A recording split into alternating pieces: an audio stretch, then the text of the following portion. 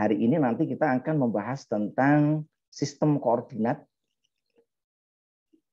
di mana nanti kita akan membahas 3 macam sistem koordinat, yaitu kartesius, tabung, dan juga koordinat bulat. Nah, mungkin bagi teman-teman sekalian untuk koordinat kartesius ini sudah familiar, tetapi mungkin bagi yang koordinat tabung maupun koordinat bulat ini belum begitu familiar, sehingga nanti kita perlu memahami ya.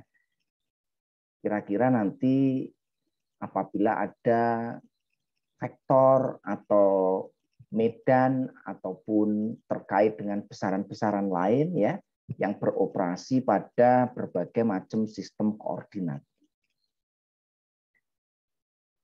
Sebelum kita mulai ya, kita berdoa terlebih dahulu ya, sesuai dengan agama dan kepercayaan. Kepada semuanya silahkan saya persilahkan untuk berdoa sesuai dengan agama dan kepercayaan masing-masing. Berdoa saya persilahkan.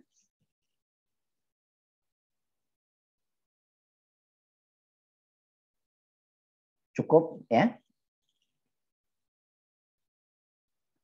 Pertama kali saya akan memberikan pengantar dulu tentang materi pada siang hari ini ya.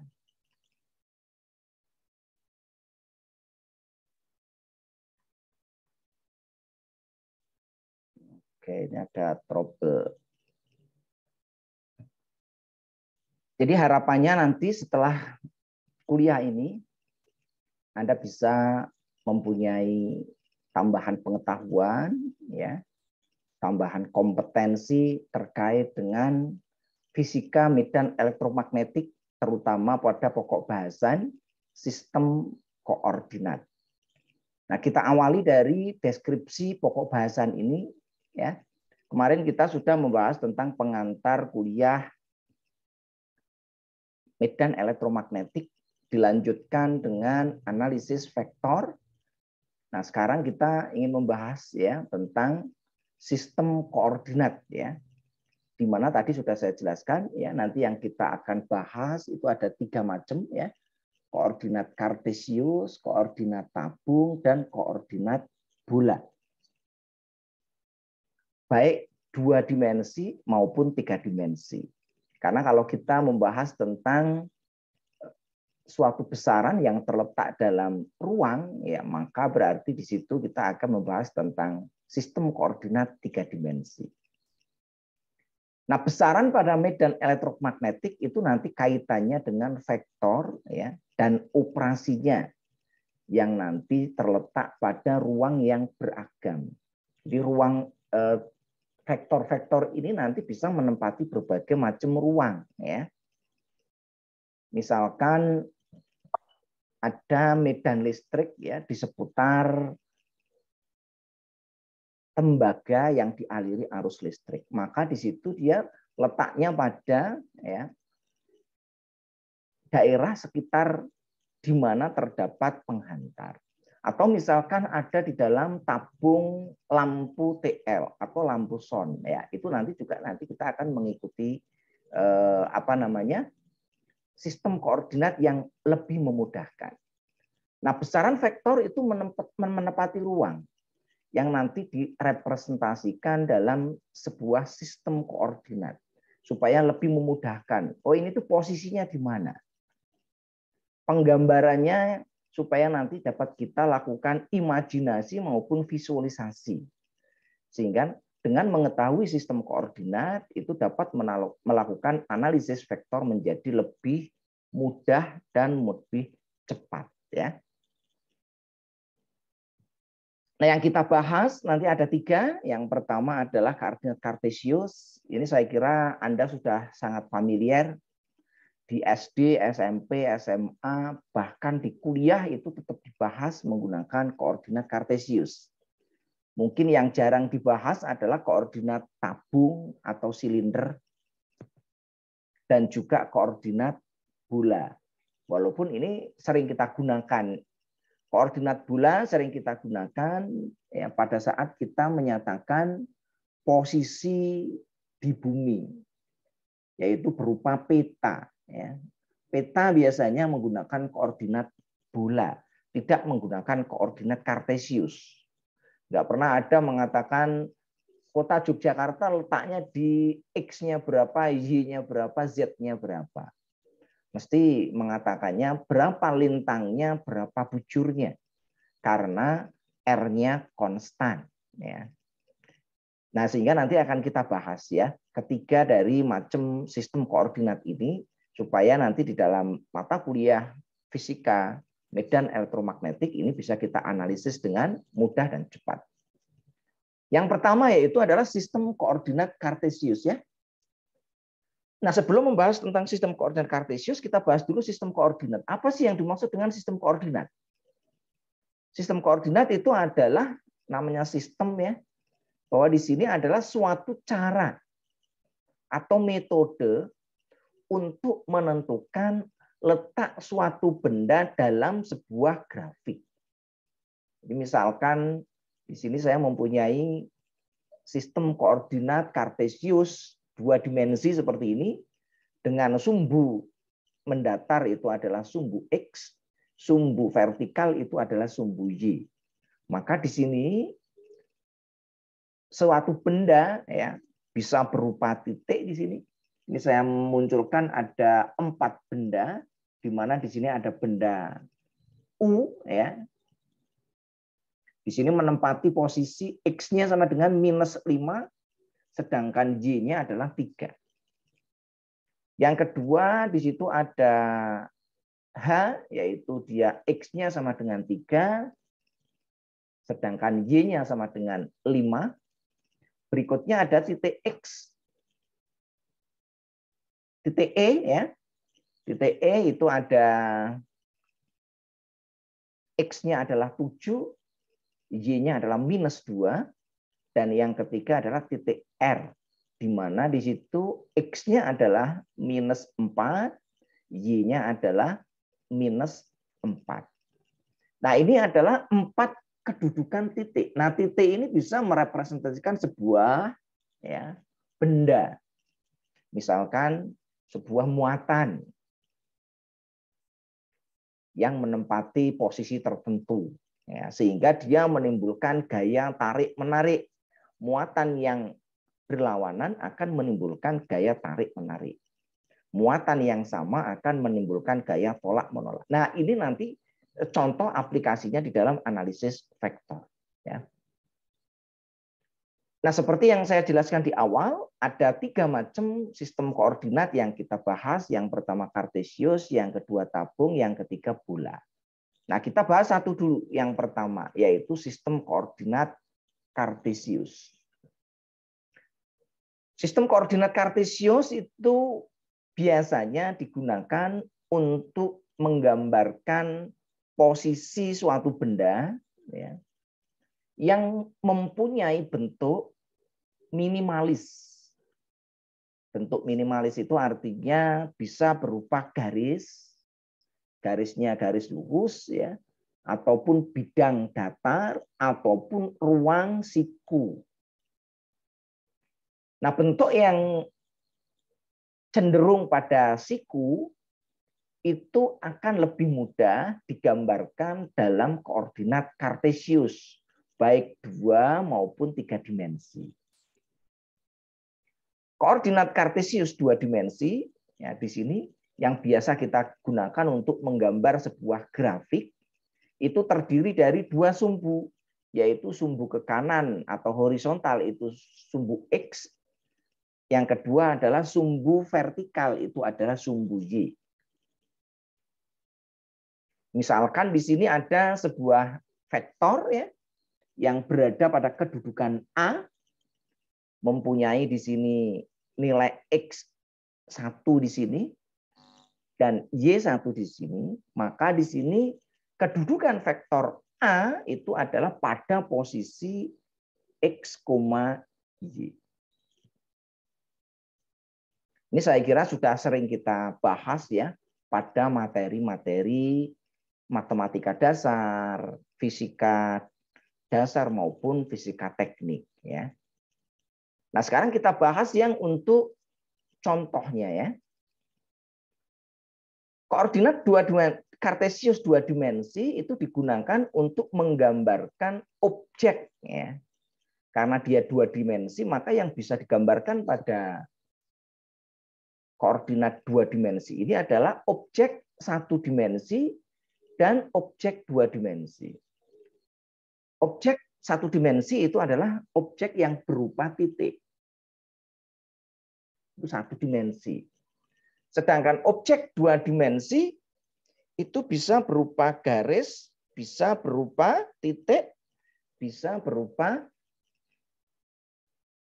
bidang. Ya. Jadi untuk objek satu dimensi dan objek dua dimensi dapat kita gambarkan pada koordinat Kartesius dua dimensi. Misalkan di sini ada sebuah objek berupa kotak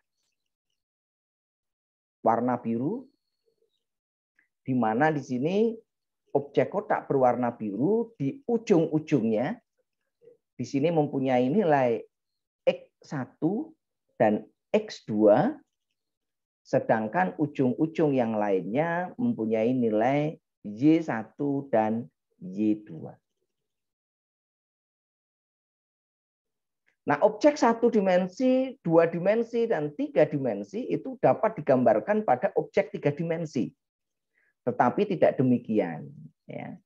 Nah, untuk menggambarkan objek tiga dimensi pada ruang dua dimensi, ya nanti kita membutuhkan sistem koordinat tiga dimensi. Nah, ini adalah untuk sistem koordinat Kartesius tiga dimensi. Ya. Di mana di sini ada tiga sumbu. Yang pertama adalah sumbu X, itu arahnya ke kiri, ya. Sumbu Y arahnya ke kanan, sumbu Z arahnya ke atas. Jadi ada pergeseran nama sumbunya. Sebenarnya kalau mau ada sumbunya dibalik juga tidak masalah, ya. Jadi penamaan sumbu kadang-kadang kalau yang dua dimensi itu sumbu X itu horizontal, sumbu Y itu vertikal. Tetapi kalau tiga dimensi, maka sumbu X itu adalah yang ke arah kiri, ya. Sumbu Y ke arah kanan dan sumbu Z ke arah atas. Tapi di beberapa buku referensi kadang-kadang masalah sumbu X, Y, Z-nya itu kadang terbalik. Tapi tidak masalah, ya. Ini yang penting kita ada keterangannya. Mana yang sumbu X, mana yang sumbu Y, dan mana yang sumbu Z. Nah, bagaimana menggambarkan benda-benda di dalam koordinat tiga dimensi? Nah, caranya sama dengan pada saat kita menggambarkan objek-objek, ya, pada gambar dua dimensi. Yaitu caranya kita tentukan berapa nilai ke arah X, berapa nilai ke arah Y, dan berapa nilai ke arah Z. Nah, contohnya di sini misalkan, ya. Di sini kita ambil contoh, misalkan ada suatu benda A atau vektor A terletak pada sistem koordinat, misalkan di sini, tiga dimensi Kartesius. Berapa nilai X-nya? Nilai X-nya misalkan 1. Nilai Y-nya sama dengan 2. Dan nilai Z-nya sama dengan 3. Maka di sini untuk menggambarkan di mana letak titik A di sini, ya, maka kita dapat menggunakan bantuan sistem koordinat Kartesius tiga dimensi. Di sini kita tentukan berapa nilai X-nya. Kita tarik, ya, ke arah sumbu X sebesar 1 di sini. Ini 1, ya. Ke arah sumbu Y ditarik lagi sebesar 1. Ditarik ke arah 2, ya.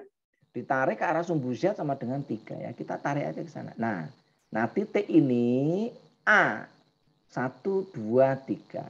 Ini adalah kedudukan dari sebuah, ya, vektor, ya, yang berada pada titik 1,2,3. Kalau minus gimana? Kalau minus nanti berarti X-nya berlawanan ke arah sana, ya. Kalau Y-nya minus berlawanan, kalau Z-nya minus ke bawah. Oke, nanti kita bisa peragakan untuk yang lebih lengkap. Nah, dari sini kita bisa lihat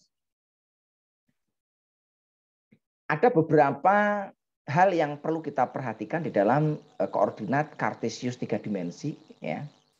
Yang pertama adalah pada saat di sini kita tentukan nilai X-nya yang konstan.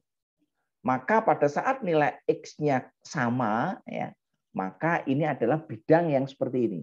Nah, ini adalah bidang yang nilai X-nya sama.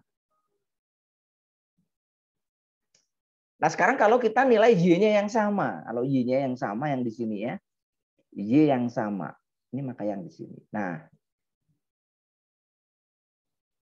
bagaimana nilai Z-nya yang sama? Kalau Z-nya yang sama di sini. Nanti akan saya simulasikan bentuknya nanti seperti apa, ya. Jadi ini sebagai gambaran, ya, bagi teman-teman yang mungkin ilmu pandang ruangnya belum terlalu bagus, ya, kadang masih mengalami kesulitan. Jadi nanti misalkan untuk nilai X sama dengan 2, kalau nanti saya putar itu kira-kira hasilnya yang mana gitu ya. Nah, ini mungkin masih kesulitan, bisa belajar dari sini, ya. Nah, gambar koordinat kartesius 3 dimensi itu dapat dipandang sebagai sebuah ruang yang terdiri dari 3 macam bidang tadi. Ya. Ini 3 macam bidang. Ada bidang X, ini kan? Ada bidang Y, dan ada bidang Z. Nah, ini juga sama ini. Ini ada ruang yang X. Ya. X di sini berarti yang paling depan di sini ya.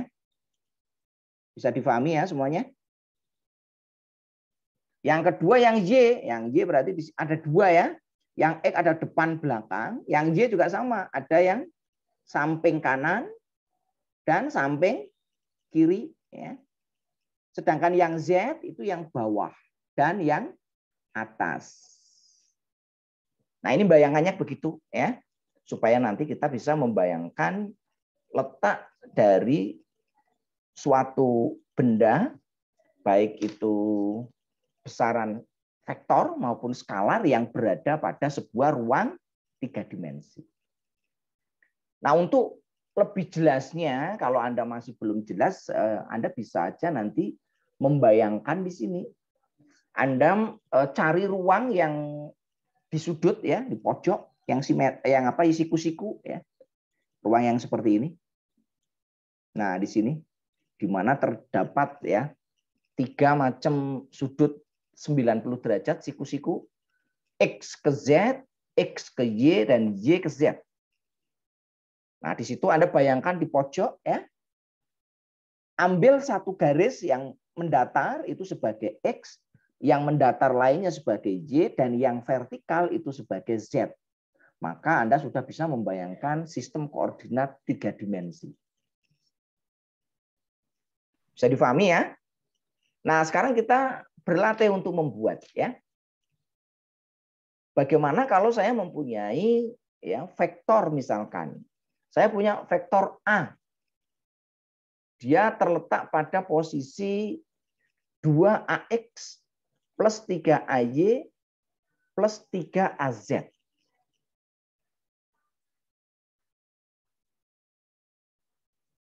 Gimana letak posisi daripada vektor ini ya?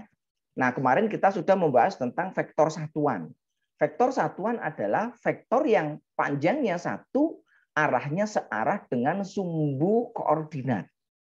Karena di sini sumbu koordinatnya kartesius, maka di sini ada 3 macam sumbu koordinat, yaitu ada vektor satuan ke arah X namanya AX, ada vektor satuan ke arah Y namanya AY, ada vektor satuan ke arah Z namanya AZ. Sehingga sebuah vektor apabila terletak pada sistem koordinat kartesius dapat dituliskan dengan A sama dengan 2AX minus 3AY plus 3AZ. Nah, sekarang kita cara menggambarnya seperti apa ya? Ya, kita tinggal munculkan di sini ya. 2AX berarti di sini panjangnya 2 di sini. Nah, di sini panjang 2AX. Setelah itu Y-nya 3. Nah, kita ke sana 3 ya. Kalau 3 di sini ya berarti ini 3 di sini. Terus ke arah Z-nya 3, ini ke atas. Nah, ini titik A dalam kurung 2AX plus 3AY plus 3AZ. Ini mohon maaf saya tidak menggunakan penggaris karena pakai apa namanya stylusnya kurang bagus sehingga garisnya tidak lurus ya. Nah, demikian juga dengan vektor-vektor yang lain. Nanti kita bisa lihat di sana. Nah, untuk membantu Anda sudah saya buatkan link di sini ya. Ini sudah saya buatkan link di sini ya. Ini kalau nanti diklik ya, nanti akan masuk ke sebuah ini ya. Apa namanya? Sebuah alamat di website ya, yang nanti ini dapat membantu untuk menggambar ya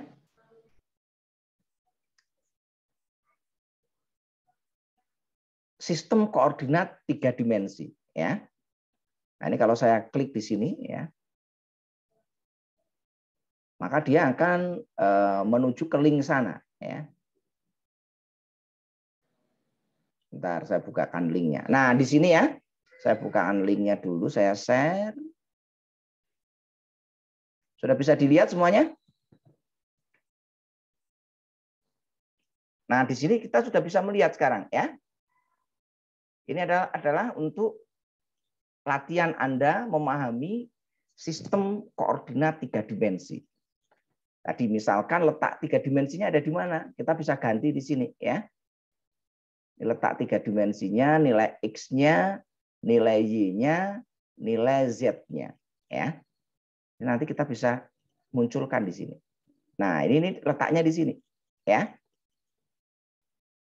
Kita bisa ganti kalau Z-nya sama dengan 3. Ya.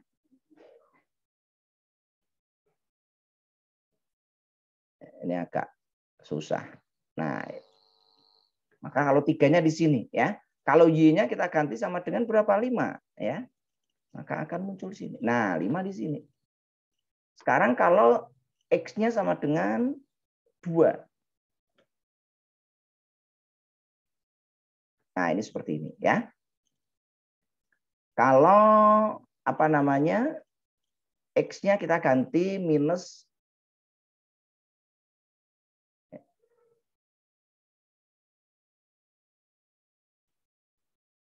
minus 2. Ya. Maka dapat kita lihat. Nah, kalau kita ingin melihat bentuk seperti apa nilai X-nya, ini nanti bisa kita lihat seperti ini. Nah, ini pergerakan nilai X-nya ya. Jadi X-nya berada di sana. Ini kalau ini kan agak keluar dari garis ya karena maksimalnya nilainya 10 di sini. Nah, di sini kita bisa lihat ya. Demikian juga nilai Y-nya. Ini bisa kita geser-geser sampai ke sana. Ini Y-nya kalau negatif, ini Y-nya kalau positif ya. Untuk Z-nya sama, bisa kita ganti juga. Kalau negatif dia ke bawah, terus kalau positif dia ke atas. Sampai di sini bisa difahami semuanya? Ya, silakan nanti Anda ya belajar lebih jauh, mencoba ya. Ini salah satu yang bisa kita gunakan untuk membantu ya di dalam memahami tentang koordinat Kartesius 3 dimensi. Bisa difahami semuanya ya? Ada yang mau ditanyakan? Silakan.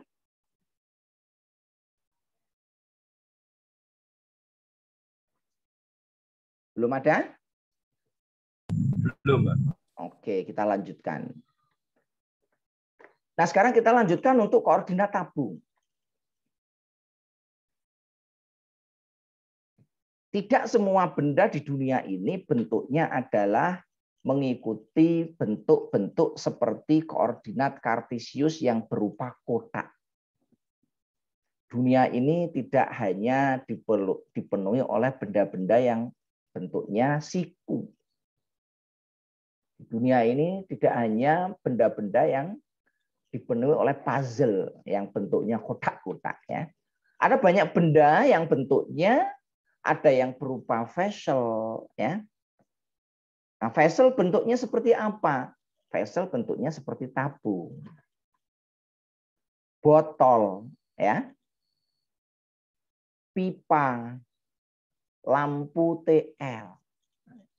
apalagi kabel, ya, bola lampu, ya, bahkan peralatan-peralatan elektronika, ya, TV, termasuk tabung osiloskop dan lain sebagainya. Itu bentuknya tidak siku. Memiliki bentuk yang cenderung melingkar dengan simetri yang khas seperti tabung. Nah, bentuk ini kalau kita gambarkan pada koordinat kartesius, itu kita akan mengalami kesulitan di dalam melakukan manipulasi objek. Nah, sehingga muncullah ide, ya, bagaimana mengembangkan yang namanya koordinat silinder atau tabung. Nah, untuk lebih mendekatkan pada koordinat kartesius, tetap di sini sebagai dasar ada koordinat X, Y, dan Z. Nah, koordinat kartesius di sini sumbu-sumbunya berbeda dengan koordinat silinder ataupun tabung. Apa kok sumbunya di sini? Yaitu ada 3 macam sumbu, sama ya, karena ini 3 dimensi. Yang pertama ada sumbu rho, ya, atau mungkin apa namanya, orang menuliskan di buku ada yang rho, ada yang R gitu ya. Karena menuliskan rho itu kan pakai simbol agak susah. Beberapa ada yang menuliskan R kecil. Yang kedua ada sumbu yang namanya, ini apa? Pi apa theta? Ini itu pi ya. Ini pi, ini simbol pi.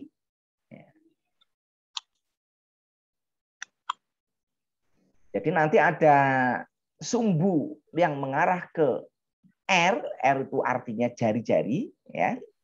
Yang kedua itu adalah sumbu yang mengarah ke pi, ya.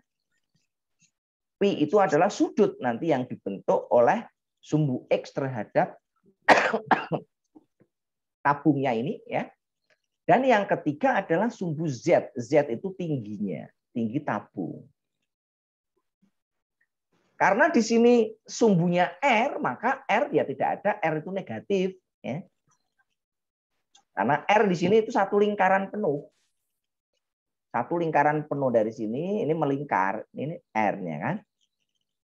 R itu ya jari-jari, jari-jari nggak ada negatifnya, ya. Beda dengan koordinat kartesius. Ada nilai X, Y, dan Z. Di mana X-nya bisa positif, bisa negatif. Tetapi kalau di koordinat tabung, karena dia R itu besaran skalar, ya maka dia itu nilainya adalah selalu positif. Tidak ada jari-jari itu negatif. Jari-jarinya berapa? Negatif. Ya. Nah, sudutnya juga sama. Ini dibatasi, yaitu antara di dalam satu putaran penuh itu sudutnya dibatasi 360 derajat. Nah, sedangkan Z-nya nanti boleh naik turun, ya. Karena di sini ada sumbu Z, kalau sumbunya ke atas ya berarti dia naik, kalau ke bawah berarti dia negatif. Nah, bagaimana penggambarannya, ya? Sebuah vektor yang berada di dalam koordinat kartesius, maka kita dapat gambarkan dengan menggunakan pendekatan seperti ini. Ya. Misalkan titik P terletak pada nilai R. Nah, R-nya berapa di sini? R itu jari-jari atau rho, ya. Misalkan R-nya sama dengan berapa? 1. Satu satuan. Ya, maka kita tarik di sini. Panjangnya 1. Ya. Yang berikutnya di sini ada sudut pi. Pi-nya berapa? Nah, sudut pi itu adalah 0 sampai 360 derajat.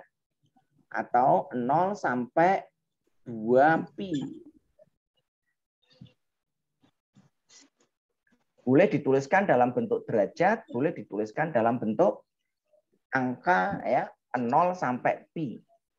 Nah, di sini nanti kalau 0 ya berarti menempel pada sumbu X, ya. Kalau nanti 2 pi ya berarti nempel di sumbu X juga. Melingkar di sini. Ini adalah sudutnya. Nah, sudutnya kan seperti ini.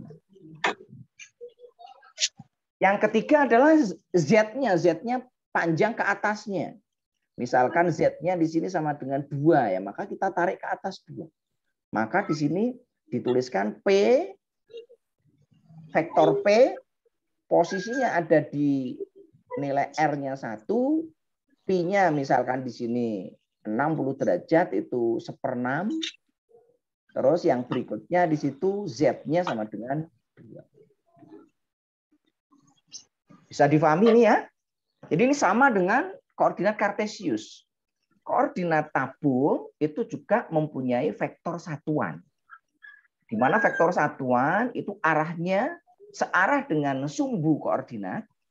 Kalau dia vektor satuannya ke arah R, yaitu dikenal dengan istilah AR. Panjangnya 1, arahnya searah dengan sumbu R. Yang kedua, ya, ada vektor satuan ke arah Pi. Yang ketiga, vektor satuan ke arah Z. Nah, sehingga nanti kita di dalam menuliskan vektornya pun ya kita perlu tuliskan dengan menggunakan vektor satuan. Nah, sebagai latihan ya, Anda nanti bisa membuat ya contoh gambar-gambar yang tertulis di sini ya. Misalkan sebuah vektor A ya, letaknya di titik 2 ya, maka di sini kita bisa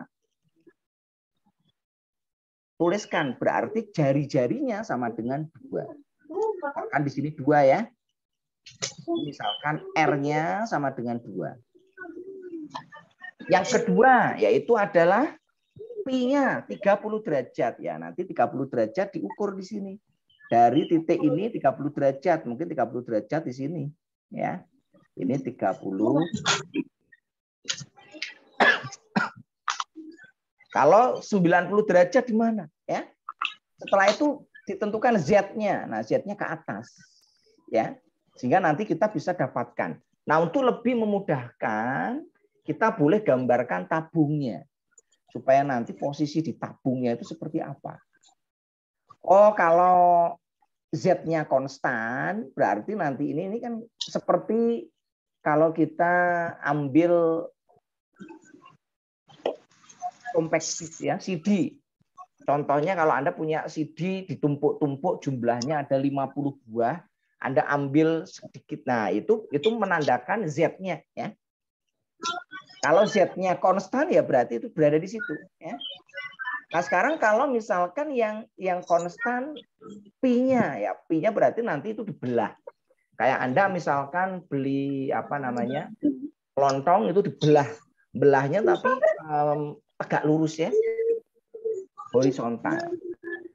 Kalau yang konstan R-nya ya, kalau yang konstan R-nya ya jari-jarinya konstan ya. Nah, ini yang perlu Anda pahami. Nah, yang ketiga ya. Yang ketiga adalah mungkin sebelum kita ini dulu saya tunjukkan penggambaran yang lebih jelas pada ini koordinat. Nah, koordinat tabung itu kira-kira gambarannya seperti inilah supaya Anda lebih mudah ya. Ini seperti ini. Ini ya, ada koordinat ini ya. Kartesius kita bantu, R-nya kita tentukan ya, sudutnya kita tentukan. Nah, terus nanti kita tarik panjang ke Z.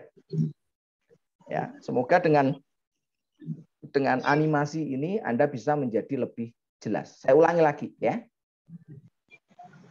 Nah, kita lihat di sini ya.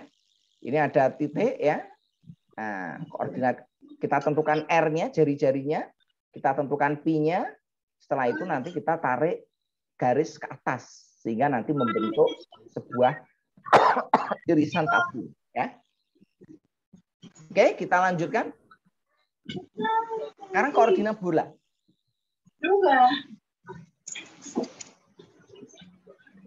Koordinat bola banyak digunakan untuk menggambarkan ya suatu objek yang mempunyai bentuk simetri bola. Contohnya apa yang punya simetri bola? Yaitu bumi. Jadi objek di muka bumi ya yang mempunyai bentuk bola, yaitu maka biasanya menggunakan sistem koordinatnya koordinat bulat. Sehingga kalau Anda mencari di peta lokasi Yogyakarta, lokasi Gorontalo gitu ya, itu tidak berada pada berapa koordinat X-nya, berapa koordinat Y-nya, berapa koordinat Z-nya. Tetapi yang ditanyakan adalah lintang dan bujurnya. Nah, lintang dan bujur itu adalah salah satu dari bentuk sistem koordinat bulat.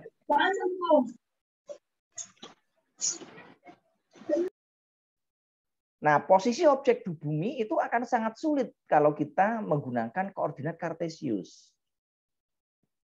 atau dengan tabung. Ya. Sehingga muncullah ide ya mengembangkan sebuah sistem koordinat bola atau spare. Spare coordinates ya. Jadi objek-objek yang berada pada sistem koordinat bola itu akan lebih mudah dijelaskan dengan menggunakan sistem koordinat bola. Nah, sama dengan sistem koordinat kartesius dan silinder, sistem koordinat bola itu mempunyai 3 macam sumbu. Yaitu sumbu pertama adalah R, sama dengan tabung ya. Ini ada R. R-nya double di sini ke arah X dan ke arah Z ya. R-nya. Yang kedua ada pi dan ada theta. Nah, ini mungkin agak susah nih menjelaskannya. Nanti saya jelaskan pakai animasi. Nah, ini saya jelaskan ya. Jadi, menjelaskannya seperti ini. Kita perhatikan gambar yang sebelah kiri. Ini ada sistem koordinat kartesius untuk bantuan saja. Ini sumbu X, ini sumbu Y, ini sumbu Z. Nah, pertama kita tentukan berapa nilai R-nya. R-nya kita gambar di sini. Ya. Nah, yang kedua kita tentukan berapa nilai pi-nya. Dan yang ketiga kita tentukan berapa nilai theta-nya. Nah, untuk menggambar pi itu kita menggunakan referensi sumbu X. Sedangkan untuk menggambar Z kita menggambar theta-nya kita menggunakan referensi sumbu Z. Misalkan di sini pi-nya 60 derajat atau 1/6 pi. Maka di sini ya sudut pi-nya ini yaitu 60 derajat. Misalkan theta-nya 45 derajat, maka di sini theta-nya 45 derajat. Sampai di sini bisa difahami? Nah, untuk lebih memahami tentang sistem koordinat bola, Anda boleh membayangkan ya, Anda punya semangka, ya, Anda iris-iris semangkanya, ya, sehingga nanti Anda petakan dari situ. Tapi tidak usah pakai semangka karena saya sudah membuatkan di sini, ya, sudah ada nanti yang bisa kita gunakan untuk simulasi, ya. Untuk menggambarkan ya posisi dari kedudukan koordinat bola. Nah, di sini ini kita bisa gambarkan ya. Berapa nilai ini kita iris-iris ya. Kita mau berapapun ya kita tinggal iris ya. Kalau mau ke sana ya kita iris lagi ke sini. Kita mau ke sini ya kita iris ya. Nah, ini dengan kita iris-iris seperti ini nanti kita lebih mudah ya memahami tentang sistem koordinat bola 3 dimensi. Misalkan di sini kita akan menggambar berapa posisinya seperti apa nilai A, vektor A yang berada pada posisi 2,2,2. Berarti di sini R-nya panjangnya 2, sudut pi yang dibentuk ya itu 2 pi ya dan sudut theta-nya itu 2 pi. Nah, mengalami kesulitan, Anda boleh buka di sini, diklik ya. Anda boleh buka, klik di sini ya. Nah, ini ada yang bisa kita gunakan untuk memudahkan ya penggambaran. Ini saya penuhkan. Misalkan tadi berapa yang mau kita gambar? 2, 2, 2 ya. Maka di sini kita tinggal ganti. Ini 2, ini 2, ini 2. Nah, gambarnya mana nggak kelihatan ya? Kita di sini yang geser ya. Nah, perhatikan di sini pertama kita tarik ya row atau R ya sepanjang 2. Nah, di sini ada 2 R ya. Ada yang ke arah sumbu X dan ke arah sumbu Z. Bisa difahami semuanya? Ya. Nah, setelah itu kita tentukan berapa sudut pi-nya. Ya. Sudutnya 2 ada di sini ya. Terus kita tentukan sudut tetanya. Nah, itu ada di situ. Jadi posisi 2,2,2 itu berada di titik ini. Kalau saya gambarkan koordinat bolanya, nah ini kira-kira gambar itu ada titik sini. Ya. Kalau ada bola, nanti kita, oh ini posisinya 2,2,2 itu ada di sini. Nah, sekarang kita bisa melakukan simulasi. Bagaimana kalau nanti pi-nya ya, pi-nya kita ubah-ubah ya. Nah, ini kalau kok pi-nya, ini R-nya ya. Kalau R-nya kita rubah-rubah ya artinya ini besarnya bola kita perkecil perbesar ya. Bisa difahami ya?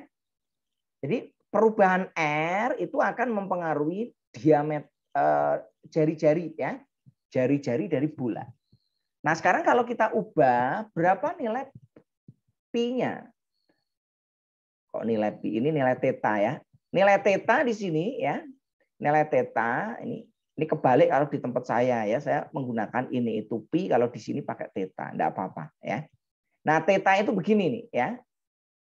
Theta nilainya itu maksimum minus 3,14 itu pi, minus pi sampai pi. Bisa difahami ya ini ya. Jadi ini kalau kita geser ini ya. Jadi ini belahan ini ya. Ini kalau kita putar ya seperti ini nanti. Nah, seperti ini. Sekarang kalau saya putar yang sebelah ininya ya. Ini seperti ini nanti. Ini putarannya begini. Sampai di sini bisa difahami semuanya? Untuk sistem koordinat bola ya. Silakan kalau ada yang mau ditanyakan.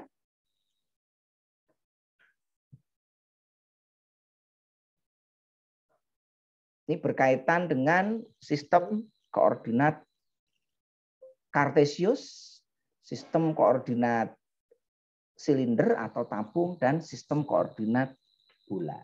Ya. Sudah cukup jelas semuanya?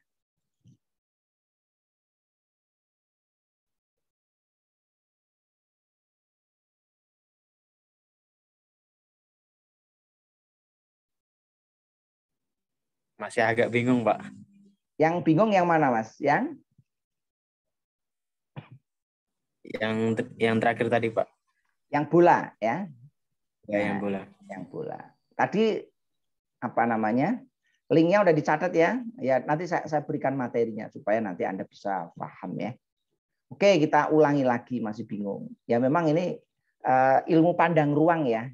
Ini memang dibutuhkan apa namanya kalau Anda tes IQ ya. Itu kan ada yang namanya pandang ruang ya. Dibalik-balik ini, kalau dibalik ini seperti apa, kalau ini seperti apa. Nah, ini memang salah satu ya materi tentang ilmu geometrik ya. Yang belum paham di mana? Jadi di sini ya, kita lihat ya. Saya netralkan semua ya. Ini saya buat ininya ya. Jadi, sistem koordinat bola itu terdiri dari berapa koordinat, Mas?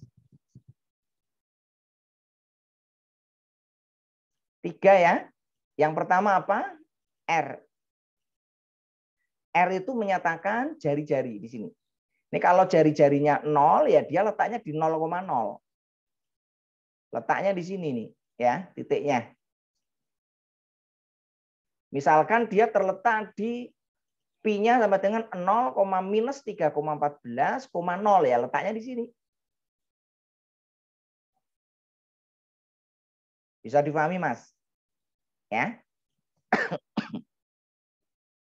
Nah, sekarang kalau dia letaknya tidak di, karena R-nya tidak 0, R-nya geser. Nah, dia mengikuti sini nih, ya. Nah, dia di sini nih. Nah, kalau R-nya 2,6, dia letaknya di sini. Karena di sini pi-nya 0, ya ini pi-nya 0 kan di sini. Dia mengikuti theta, theta-nya ke sumbu Z. Oh, dia ke atas ini.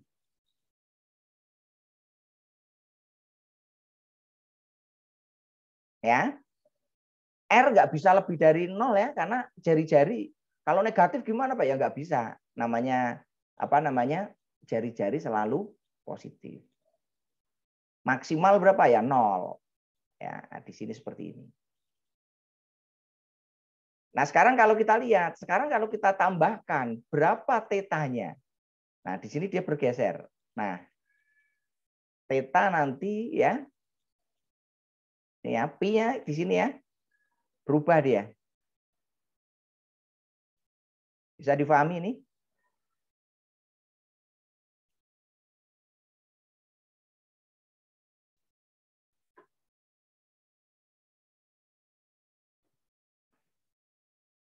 Kalau saya gambarkan spernya. Oh ya, Berarti silakan. R itu selalu ke atas ya, Pak? Gimana, Mas? Berarti R itu selalu ke atas ya, Pak? Atau R bisa radial, Mas. Radial. Radial itu ya ke atas, ke kiri, ke samping, ke bawah, kemana, ke segala arah. Ini kan titik 0,00 itu sebagai pusat radialnya ya. Jadi seperti Mas, medan magnet itu ya. Kalau dia yang positif ya, dia kan arahnya keluar ya. Ke segala arah. Misalkan ada sebuah penghantar nih, dia ada tegangan. Maka di seputar penghantar itu akan muncul medan listrik. Nah, arahnya kemana? Arahnya itu arah radial. Nah, arah radial itu digambarkan tadi seperti ini. R tadi. Ini arah radial. Kalau dia 0 ya letaknya berarti sama dengan di sini, pusatnya. Ini titik pusat. Kalau semakin jauh dia ya semakin lebar, semakin lebar. Bisa difahami, Mas? bisa, Pak? Jadi kalau sistem koordinat bola, R-nya sama dengan 0 ya berarti dia letaknya di pusat aja. Titik aja di titik 0,0,0 pada koordinat kartesius. Kalau kita lihat globe, titik 0,0,0-nya di mana ya? Di dalamnya itu. Di tengah-tengahnya, di titik pusat daripada bola. Ini titik pusat dari bolanya, Mas ya. Bisa difahami semuanya? Ini memang agak susah menjelaskan tentang 3 dimensi, tapi tidak apa-apa ya. Memang ini belajar ini susah karena kalau Anda merasa susah berarti Anda mikir ya.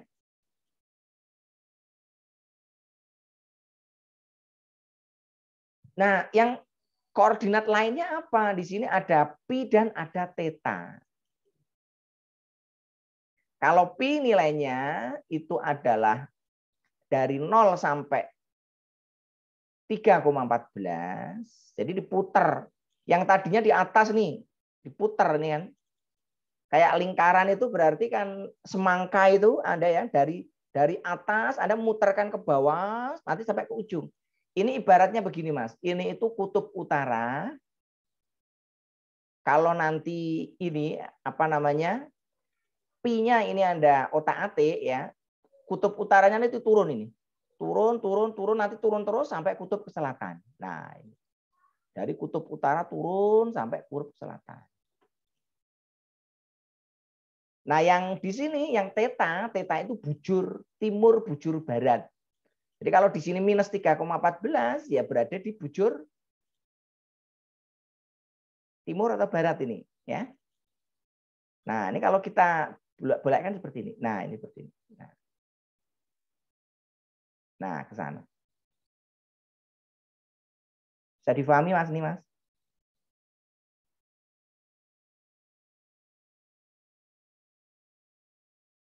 Nah, ini memang kita harus bisa membayangkan pandang ruang ya. Ini memandang seperti ini ya. Oh, letaknya nanti di sana gitu ya. Oh, letaknya di posisi ini ya. Nah, nanti di dalam kenapa kok kita perlu ngerti ini? Misalkan nanti kita ada sebuah interaksi ini contohnya ya. Nah, contoh soal misalkan. Ada 4 buah muatan listrik masing-masing A, B, C, dan D. Muatan A terletak pada koordinat bola, letaknya di 1,0,1. Koordinat B terletaknya di 2,-1,2. C koordinatnya mana? Nah, muatan A itu adalah positif, muatan B negatif, muatan C negatif, muatan D positif. Tentukan gaya tarik-menarik yang terjadi antara ya, muatan A dan muatan B. Nah, Anda supaya bisa membayangkan, Anda perlu ngerti posisinya di mana. Ini gaya tariknya kemana nanti ya? Bisa difahami ya? Ini supaya nanti kita lebih memahami tentang bagaimana aplikasi dari analisis medan elektromagnetik yang berada pada sebuah ruang. Tanpa kita mengetahui daripada sistem koordinat, maka kita nanti akan mengalami kesulitan. Demikian, ada yang mau ditanyakan lagi? Silakan. Gimana Mas Dimas? Masih belum jelas? Sudah agak terang, Pak. Sudah agak terang. Nanti saya kirimkan filenya, nanti Anda bisa coba sendiri ya. Dengan mencoba sendiri Anda nanti akan ya coba dipahami, nggak apa-apa ya. Memang agak lama ya mempelajari sistem koordinat 3 dimensi ya. Yang lain silakan, ada yang mau ditanyakan? Ya Pak, mau nanya. Ya silakan. Itu berarti kalau misal buat penggambarannya harus pakai aplikasi kan Pak? Penggambarannya tidak harus pakai aplikasi ya. Pakai manual boleh. Kalau saya ngajar secara manual ya saya gambarkan manual, biasanya di papan tulis. Gimana cara membuat gambarnya ya. Cara membuat gambarnya tadi ya Anda tentukan R-nya berapa dulu. Anda tarik garis R ya. Kalau R ya tarik garis ke arah sumbu X dan ke arah sumbu Z. Nanti setelah itu Anda tentukan berapa nilai pi dan berapa nilai tetanya. Anda nanti tentukan di sini titiknya. Oh, titiknya di sini. Oh, titiknya nanti di sini. Nah, ini yang lingkaran ini sebagai bantuan saja. Karena kalau R-nya konstan, kalau semua R-nya sama, mesti kan berarti dia terletak di permukaan kan? Paham ya maksud saya? Kalau R-nya sama, berarti mesti dia terletak di permukaan. Permukaan sebuah bola. Nah, kalau R-nya beda, ya nanti ini yang agak sulit.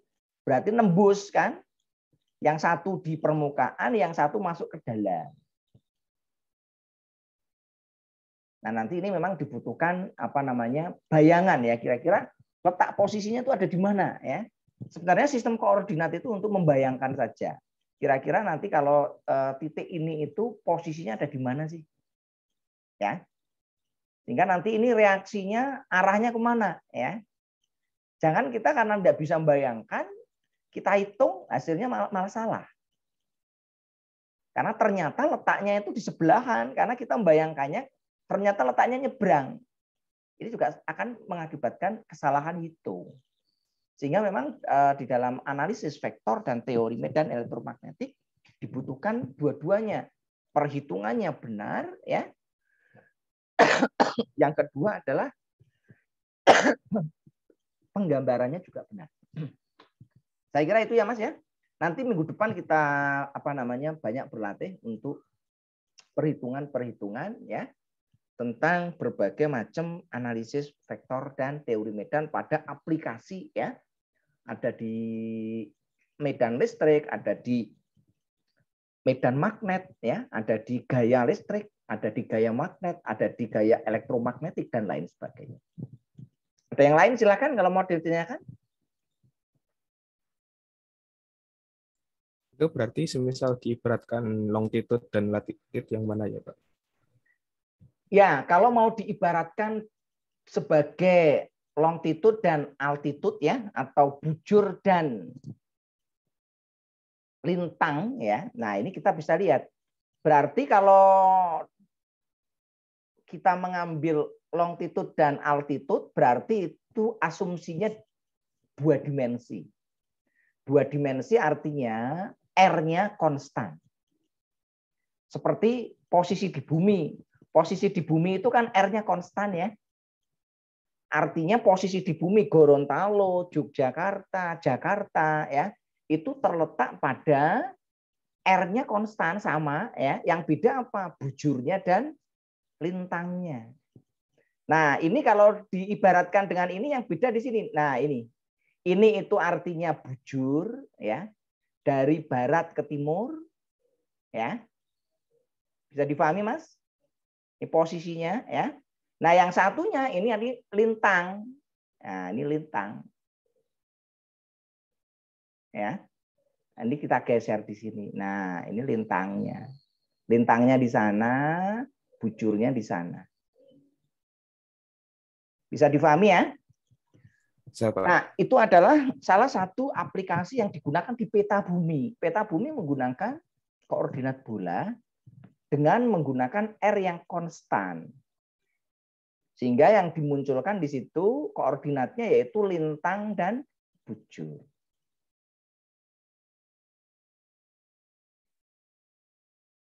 Nah, kalau posisinya Pak, kalau minyak itu kan posisinya masuk ke dalam, ya kan? Ya berarti R-nya beda. Maka dari itu nanti kalau dianalisis spasial ya, untuk misalkan teknik geodesi, teknik geologi, ya itu mungkin mineral minyaknya kan berada di dalam bumi, ya berarti R-nya beda. R-nya tidak sama dengan R yang ada di permukaan. Karena di sana R-nya ada masuk ke dalam, ya. Silakan ada yang lain? Sudah jelas semuanya?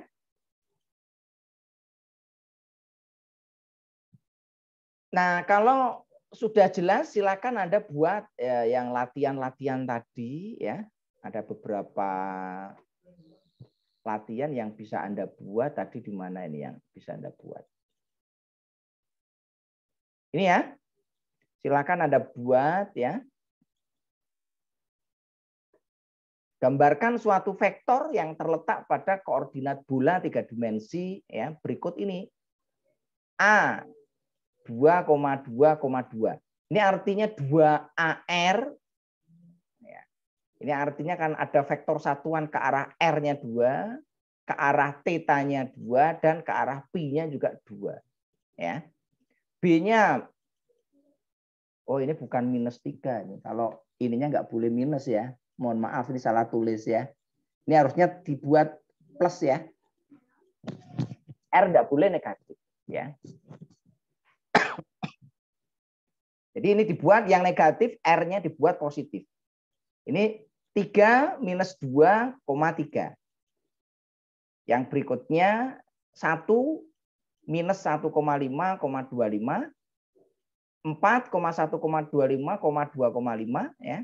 5, minus 2,5 minus 0,3 ya. 3,3,14, 3,14. Nah, ini silakan untuk dibuat gambarnya supaya Anda lebih bisa memahami pakai gambar ini ya. Dengan bantuan pakai kertas trimin juga bisa, pakai kertas biasa nanti Anda buat bantuan untuk membuat titik-titiknya juga bisa ya. Baik untuk yang kartesius ya, yang ini kartesius ada di sini. Nah, ini tadi ya sudah saya buatkan. Terus yang tabung juga perlu dibuat. Nah, ini supaya nanti Anda bisa memahami ya bagaimana cara menggambar koordinat kartesius, koordinat tabung dan koordinat bola dengan baik dan benar. Ada yang mau ditanyakan lagi? Silakan.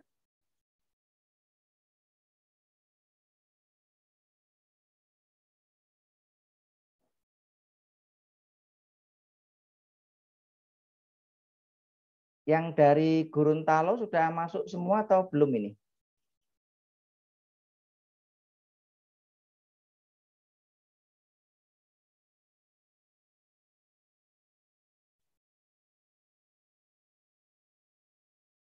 Yang dari Gorontalo coba raise hand yang dari Gorontalo. Mas Ishar ya.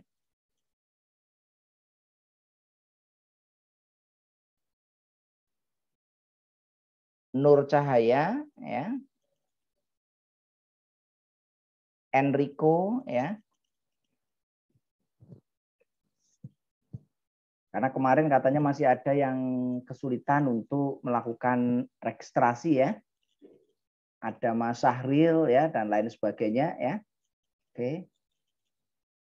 Oke, saya kira cukup ya. Hari ini cukup sampai di sini. Apa ada yang mau disampaikan? Silakan.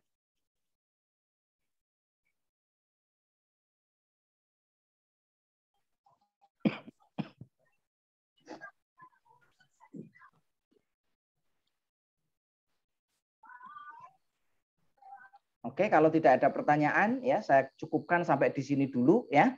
Minggu depan kita lanjutkan untuk materi ya tentang divergensi, Ural dan gradien ya. Semoga apa yang kita bahas pada siang hari ini ya itu bermanfaat bagi kita semuanya. Mohon maaf apabila ada kekurangan dan kesalahan di dalam menjelaskan materi ini ya.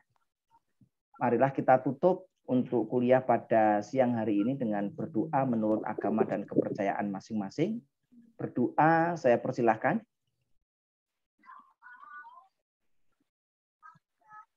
Cukup, terima kasih. Ya. Akhirul kalam, wallahul mu'afiq ila aqwamit thoriq. Assalamualaikum warahmatullahi wabarakatuh. Waalaikumsalam warahmatullahi Waalaikumsalam. Oke, sampai jumpa minggu depan ya.